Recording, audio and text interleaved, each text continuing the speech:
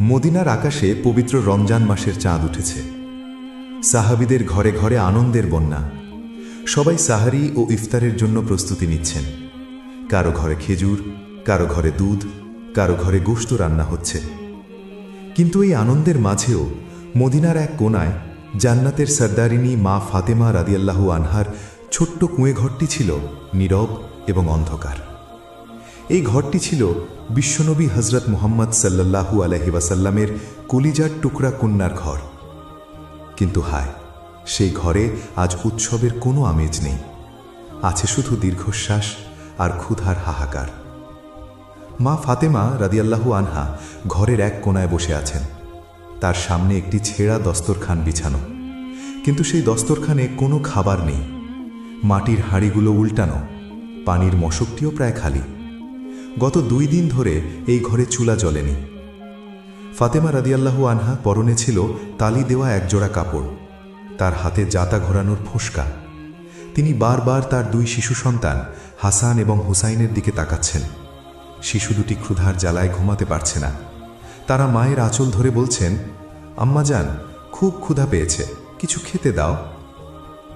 ফাতেমা রাদিয়াল্লাহু আনহার বুক ফেটে কান্না আসছিল। তিনি জানতেন কাল থেকে রোজা, সাহারি খাওয়ার সময় হয়ে আসছে, কিন্তু ঘরে এক দানা খেজুরও নেই যা দিয়ে তারা সাহারি করবেন। তিনি কি তার স্বামী আলী রাদিয়াল্লাহু আনহুকে বলবেন? কিন্তু আলী রাদিয়াল্লাহু আনহু তো সকাল থেকে কাজের সন্ধানে বাইরে ছিলেন, এখনো ফেরেননি। তিনি জানতেন আলী খালি হাতে ফিরবেন না, কিন্তু ভাগ্যে যদি রিজিক না থাকে তবে কি করবেন?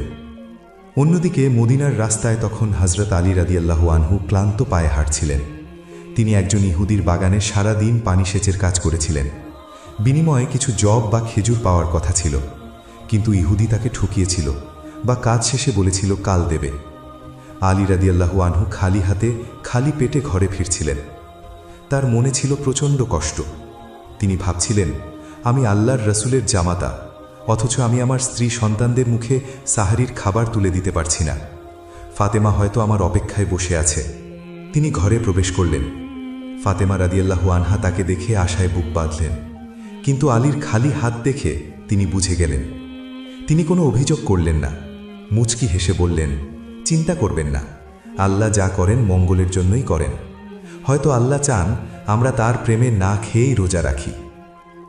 রাতের শেষ প্রহর, সাহারির সময় শেষ হয়ে আসছে। হাসান এবং হুসাইন ক্ষুধার জ্বালায় কাঁদছে। আলী এবং ফাতেমা রাদিয়াল্লাহু আনহা একে অপরের দিকে তাকাতে পারছেন না।